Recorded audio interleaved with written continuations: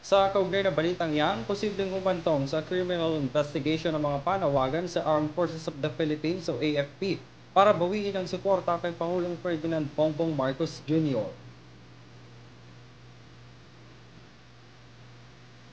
Ito ang naging babala ni Department of National Defense Secretary Gilberto Chodoro kaugnay pa rin sa panawagan ni Davao del Norte 1st District Representative Pantaleon Alvarez sa AFP at Philippine National Police na talikuran ang Administrasyong Marcos.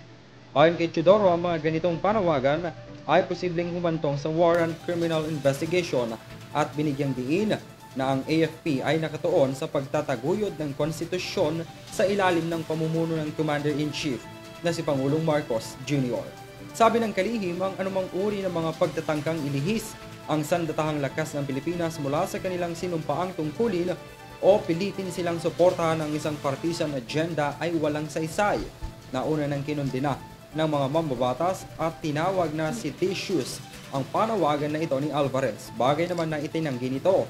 Pinagpapaliwanag na rin ito ng Philippine Navy sa kanyang panawagan bilang isa ring Navy reservist.